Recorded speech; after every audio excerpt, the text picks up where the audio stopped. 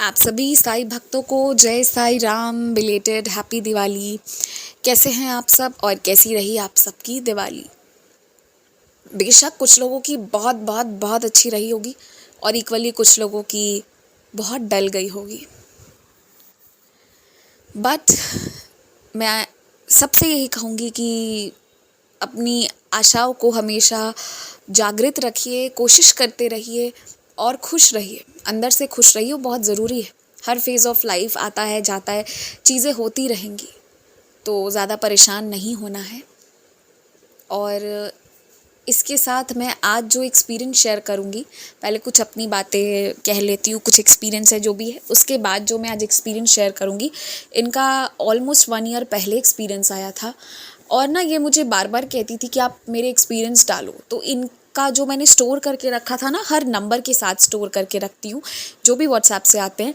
तो मैं इनका जब भी खोजती थी ना, और मैंने 2 बार एक एक्सपीरियंस भी डाल दिया है, तो वो दूसरा एक्सपीरियंस गया, बट ये एक्सपीरियंस कभी मेरे फ़ोन पर शो ही नहीं हुआ। या फिर मैंने आप लोगों को सुना दिया हो तो मुझे नहीं पता, बट मुझे बिल्कुल याद नहीं है। तो मुझे लग रहा है कि एक्सपीरियंस जो आज सुना रही हूँ ये फ़र्स्ट टाइम सुना रही हूँ। वरना इसके पहले इनके नंबर पे दूसरा एक्सपीरियंस फ्लैश हो रहा था। ये भी पता नहीं बाबा की कैसी लीला थी, और मुझे ना वाकई में अब थोड़ा सा एम्बैरेसमेंट होने लगा। मैंने बाबा से कहा, बाबा आप क्या कर रहे हो? मैं जितनी बार उनका खोलूँ तो दूसरा एक्सपीरियंस आए और वो बोले कि मेरा एक्सपीरियंस नहीं गया है, और मैं किसी का इतना टाइम लेके खोज रही हूँ, बार बार खोज रही हूँ। आप समझिए बाबा, मुझे बहुत मतलब कभी कभी नहीं होता, हमें भी बुरा लगने लगता है कि बाबा मैं एफ़र्ट्स भी डाल रही हूँ फिर भी नहीं हो पा रहा है। बट ठीक है, वो भी बाबा की मर्ज़ी रही होगी कि ये एक्सपीरियंसेस आज जाएंगे, तो सब बाबा की लीला। इससे पहले, इनकी एक्सपीरियंस सुनाने से पहले आप सबसे पूछना चाहूँगी कैसी रही आपकी दिवाली, और आगे के जो भी फेस्टिवल्स हैं। जो बिहार वाले हैं वो तो छठ भी करते हैं, तो छठ वगैरह के बाद ही हमारे फेस्टिवल्स फिर ख़त्म होते हैं।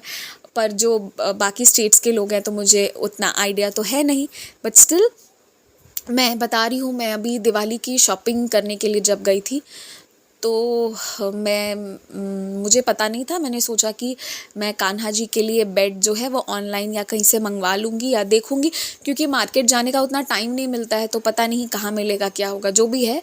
बट आपको पता है बाबा की ऐसी कृपा थी कि मैं गई थी ना, मैं जहाँ गई थी शॉपिंग करने के लिए, वहाँ स्पेशली दिवाली के लिए ही ना बाहर बाहर से भी लोग आते हैं। तो मतलब बहुत सुंदर, इतना बड़ा सा वो लगता है स्टॉल वगैरह वहाँ लगता है कि आप सारे कवर नहीं कर पाओगे, या करने जाओगे तो मतलब क्या ले क्या छोड़े वाली हाल हो जाती है। तो मैं वहाँ गई शॉपिंग करने, अभी मैं बता रही वहाँ का। तो बाबा की इतनी कृपा कि वहाँ पर मुझे कान्हा जी का बेड भी मिल गया, और मैंने सोचा नहीं था कि मुझे वहाँ पर इतने प्यारे प्यारे मिल जाएंगे। वहाँ ना ऐसी चीज़ें भी थी जो हम नॉर्मली जो है वो हमें मिलती नहीं है पूजा के शॉप्स में, या फिर जिससे बहुत ज़्यादा पैसे लगाकर आपको लेना पड़ेगा अगर आप ऑनलाइन लेने जाओ तो वो डिफरेंस रहता है, वो चीज़ें रहती हैं। तो सब बाबा की कृपा कि बाबा वहाँ ले गए, शॉपिंग वगैरह भी करवा दी, और कुछ ज़्यादा ही करवा दी बाबा ने। कभी कभी हो जाती है, कोई बात नहीं। बट मैं पता है क्या करती हूँ, दिवाली के बाद जो भी डेकोरेशंस और जो भी चीज़ें रहती है ना, मैं उसे ना एक बॉक्स में डाल देती हूँ। बहुत सारी चीज़ें ऐसी होती हैं जिसे हम दोबारा यूज़ कर सकते हैं, लेकिन जो हम लाइट्स यूज़ करते हैं ना, वो जो लाइट होती है ना, वो रिकॉर्ड है आज तक का। वो नेक्स्ट दिवाली पे अगर उसे अच्छे से बॉक्स में बंद करके भी रख दूँ ना, फिर भी वो शायद ये मेरी किस्मत में ही ऐसा कुछ है कि वो अगली दिवाली यूज़ नहीं हो पाती। तो बस वो जो लाइट होती है ना, जो प्लग में लगा देते हैं हम, फ्लिकर करती है, ट्यूनिंग बल्ब्स, तो वो मैं बस उसको मैं यूज़ नहीं करती।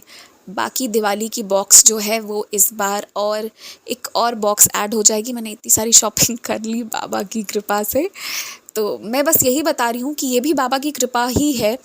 मैं सोचती हूँ कि आपके पास कम टाइम है और आप सोच रहे हो कि यहाँ भी जाना है, वहाँ भी जाना है, ये भी करना है, वो भी करना है, पर बाबा ऐसी जगह ले जाएंगे जहाँ इकट्ठे सब कुछ मिल जाएगा। ये बहुत बड़ी कृपा है, लोग माने या ना माने, पर जब आपका शेड्यूल बहुत बिजी, बहुत टाइट चल रहा हो ना, तो ये बाबा की बहुत बड़ी फेवर होती है। समझ पाएंगे बहुत सारे लोग।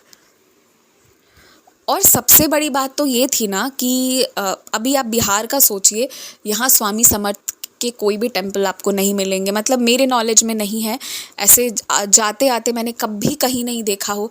अब एक आधा हो जो नेट पे सर्च किया जाए तो बात अलग होगी, जो मैं सर्च नहीं करती, बाबा पे छोड़ दिया। बट स्वामी समर्थ वो भगवान जी ऐसे हैं, वो स्वामी, कि उनके टेम्पल्स यहाँ कॉमन नहीं है। जैसे शिव जी, दुर्गा माँ, हनुमान जी की टेम्पल तो बहुत फेमस भी है यहाँ पर, तो उस तरह की चीज़ें यहाँ नहीं हैं। तो ना फिर भी जब मैं वहाँ शॉपिंग वगैरह कर रही थी तो मुझे एक ना वो रंगोली की वो क्या बोलते हैं उसे, छन्नी, वो मिली। तो उसमें पता है क्या लिखा था? Shri Swami Samarth. I was so delighted to see that कि श्री स्वामी समर्थ लिखा हुआ है यहाँ। तो ये एक बहुत सुंदर चीज़ थी। ऑब्वियसली वो लोग बाहर से लेके आते बहुत सारे सामान, तो इसलिए वो स्वामी समर्थ भी यहाँ ले आए। और पता है क्या, उनके ना जो फ्लावर्स वगैरह वाले थे वो सारे नेट सेल हो गए थे, वो रंगोली वाले। बस जो स्वामी समर्थ था वो सेल नहीं हो रहा था, क्योंकि बहुत सारे लोग नहीं जानते तो वो नहीं लेते हैं। तो मुझे बाबा वो भी दिलवा दिए, ये भी बाबा की लीला। तो मुझे शॉपिंग के दौरान भी बाबा अपने होने का थोड़ा करके एहसास करवा रहे थे। And I am very fond of earrings. मैं ईयरिंग्स खरीदती हूँ लेकिन मैं पहनती नहीं हूँ, उसे अपने बॉक्स में रखती हूँ। और बाद में कोई मेरे घर पे छोटी छोटी बच्ची आती हैं या कोई ऐसे हो जिनके लिए वो बहुत बड़ी बात होगी, तो फिर ना, या जो प्यारे प्यारे छोटे छोटे अपार्टमेंट्स के भी बच्चियाँ आती हैं ना, तो मैं फिर उनको बॉक्स ओपन करती हूँ, कौन सा लेना है ले लो, और ये करती हूँ। तो फिर वो लोग को भी अच्छा लगता है, तो आते हैं, छुट्टी वगैरह रहती है ना तो सब आते हैं, तो वही दे देती हूँ। पर मैं उसे ख़रीदती हूँ, पता नहीं क्यों, मुझे पसंद है। पर पहनते वक्त जो मेरे फिक्स्ड हैं ईयरिंग्स, मैं जनरली उसे ही पहनी रहती हूँ। पर इस बार बाबा जो है ना, वो दिवाली में मुझे वो ओपन करवा के दूसरा वाला पहनवा दिए, क्योंकि मैं शॉपिंग तो कर लेती हूँ पर पहनती नहीं। ऐसी कई चीज़ें हुई दिवाली में, और ओवरऑल फेस्टिवल अच्छा रहा। अच्छा होना भी चाहिए, बहुत टाइम के बाद अच्छा रहा। कभी कभी कुछ चीज़ें हो जाती हैं, बट इस बार बाबा की कृपा से, और पता है, वी शुड बी थैंकफुल कि हमारे फेस्टिवल, हमारा सब कुछ अच्छे से निकल जा रहा है। क्योंकि ना, आप सोचो कि जो भी चीज़ हम करते हैं ना, फैमिली से जुड़ी होती है। अगर फैमिली में एक भी इंसान को कोई चीज़ होती है ना, तो वो पूरा परिवार, मतलब आप 4 लोगों का जो न्यूक्लियर फैमिली है वो बात नहीं कर रही, पूरी की पूरी फैमिली जो आपसे जुड़ी है ना, सब सफ़र करती है। तो इसलिए ना कहा जाता है कि भगवान जी से जब भी प्रेयर करते हैं ना, तो मतलब बस हम मतलब हम जो 4 लोग हैं, बस हम उनका नहीं, पूरे परिवार के लिए मांगा जाता है। यही रीज़न है।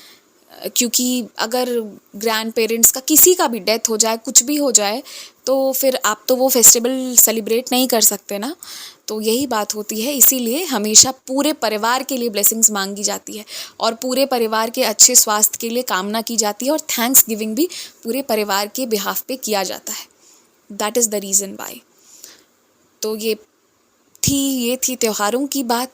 इसके बाद आज के एक्सपीरियंस पर आते हैं। काफ़ी देर लगा दिया ना मैंने एक्सपीरियंस पर पहुंचने में, पर वो बात ऐसी है ना कि पिछले बहुत दिनों से मैंने बहुत बात की नहीं थी, तो कभी कभी कर सकती हूँ। और मुझे पता है कोई ना कोई कमेंट सेक्शन में ऐसा ज़रूर बोलेंगे कि आप टाइम पास बहुत करते हो, उसके बाद एक्सपीरियंस सुनाते हो, लेकिन कोई बात नहीं, आज माफ़ आज मैंने खुद अपने आप को माफ़ कर दिया है। तो चलिए एक्सपीरियंस पर आते हैं। ये जो डिवोटी है ना, इनकी डिलीवरी होने वाली थी, और जैसे जैसे डेट नज़दीक आ रही थी, इन्हें ना बहुत डर लगना शुरू हो गया था। इन्हें डर था एक पेनफुल प्रोसेस से गुज़रने का। तो ये बाबा से ना रोज़ प्रार्थना करती थी कि बाबा दर्द कम हो।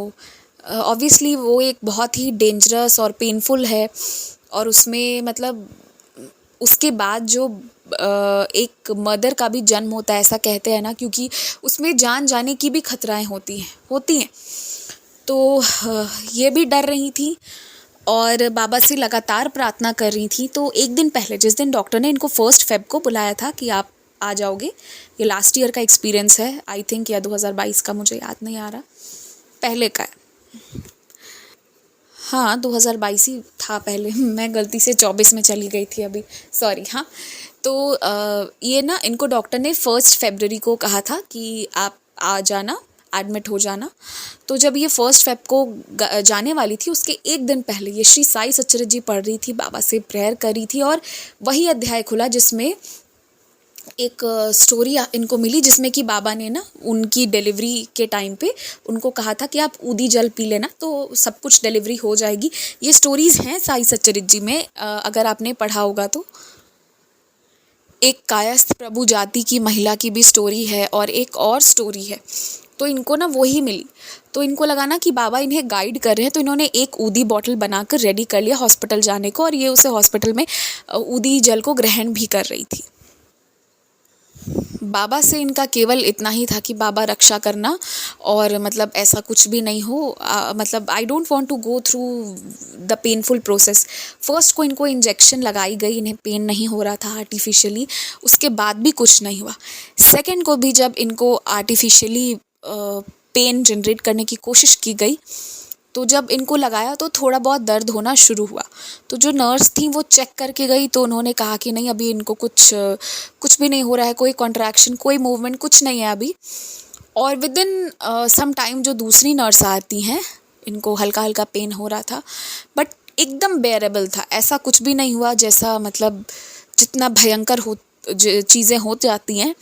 तो जब दूसरी नर्स आई तो वो आकर कहती हैं कि इनकी तो डिलीवरी हो गई। चेक करा और उन्होंने कहा कि मतलब वो बेबी जो है वो आ चुका है। तो जब ये चीज़ हुई ना, तो फिर इनको इनके हस्बैंड भी बाहर साई सच्चरित जी पढ़कर उठे, एंड विद इन 5 मिनट्स उनको खबर मिली कि डिलीवरी हो गई है। और इतने आराम से ये चीज़ हो गई ना कि इनको ना जिस दर्द के डर से ये व्याकुल थी उसका सामना करना ही नहीं पड़ा।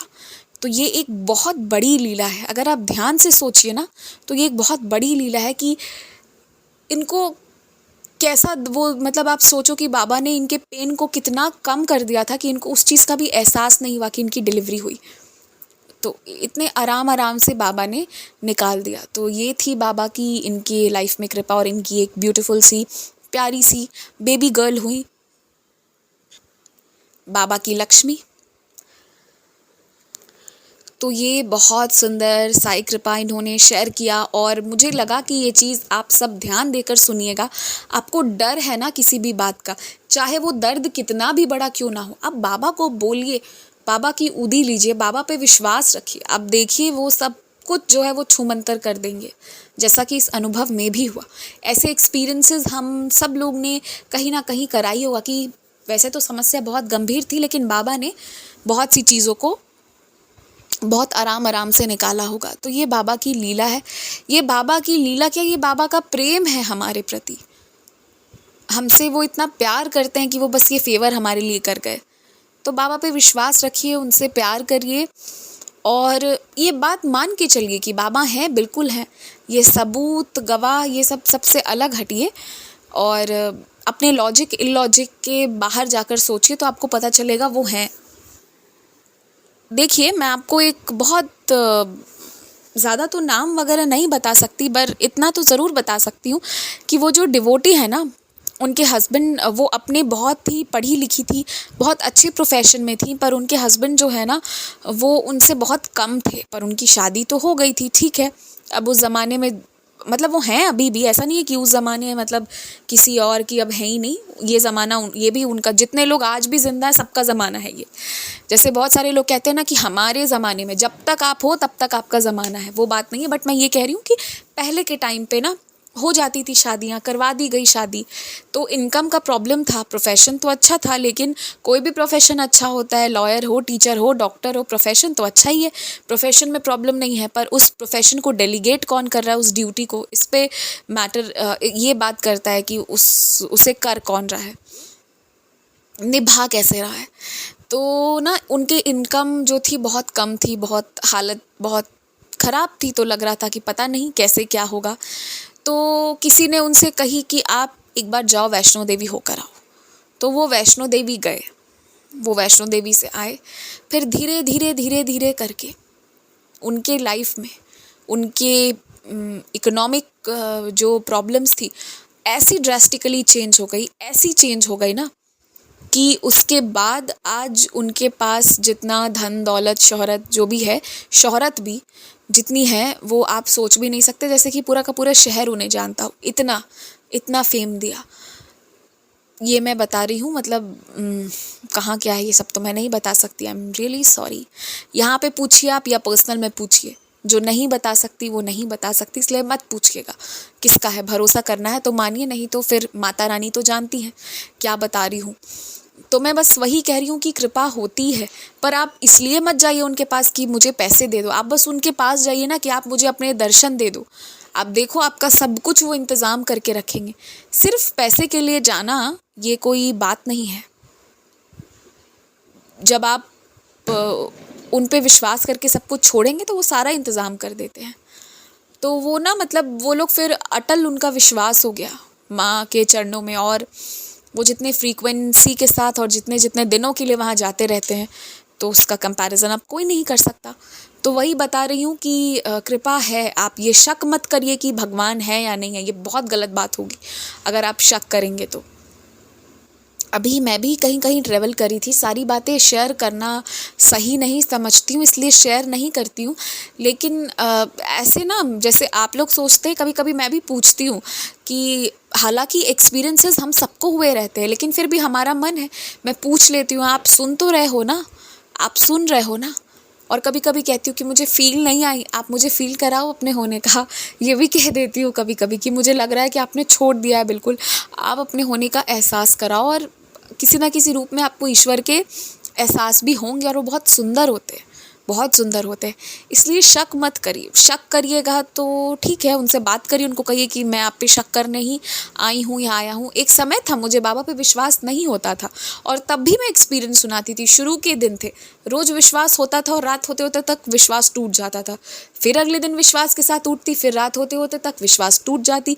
और विश्वास तोड़ने वाले बाबा के वो तमाम भक्त जो मेरे एक्सपीरियंसेस, बाबा के एक्सपीरियंसेस मुझसे सुनते, और उन्हें लगता कि ये तो बाबा की परम भक्त है।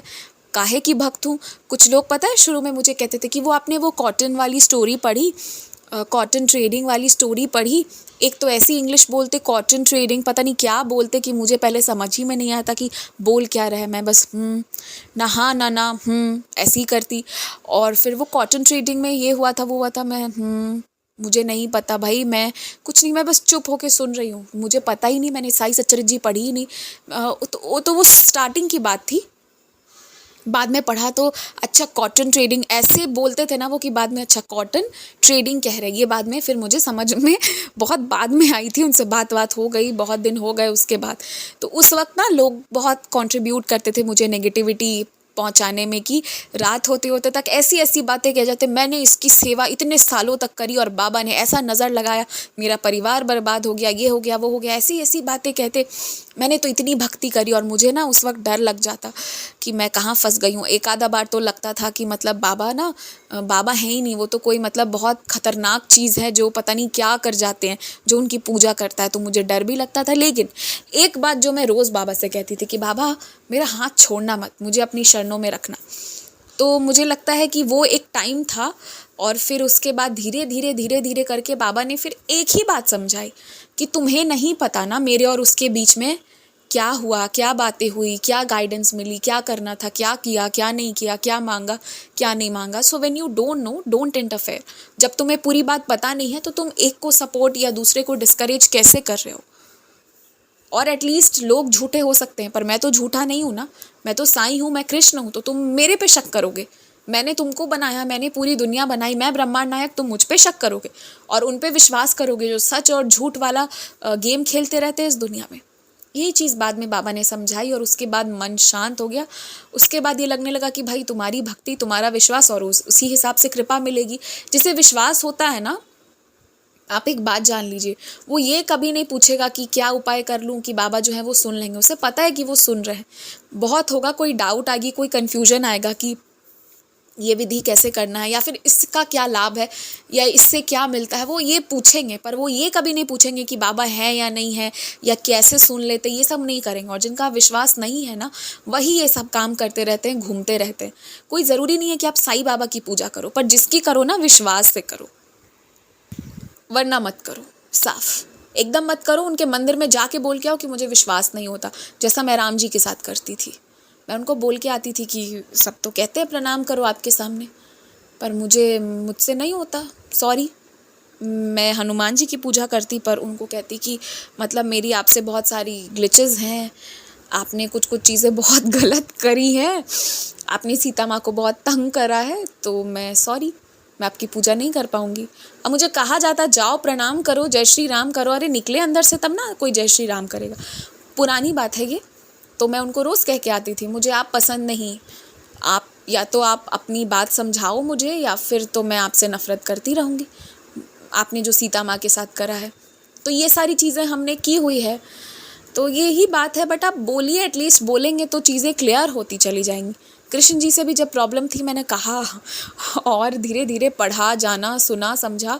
जब स्टोरी हम पीछे जानते हैं तो हमें लगता है कि नहीं, बहुत सारी बातें हैं जो हम नहीं जानते, इसलिए गलत फहमी जो है वो आ जाती है। तो सबसे बड़ी बात है ना कि वो कुछ भी बोल लीजिए, वो भगवान है, उन्होंने ही बनाया, तो वो गलत तो हो ही नहीं सकते। बात यहाँ ये है। तो विश्वास रखिए उन पर, बहुत विश्वास रखिए। कहीं पे रुक रहे हैं, स्टक हो रहे हैं, कुछ डगमगा रहे हैं, उनसे बोलिए, वो उस प्रॉब्लम का भी सॉल्यूशन देंगे, और वो बिल्कुल हैं, इसमें कोई शक की बात ही नहीं है। और मैं अब इसके साथ इस वीडियो को यहीं पर विराम देती हूँ। जय Sai Ram, take care, stay blessed.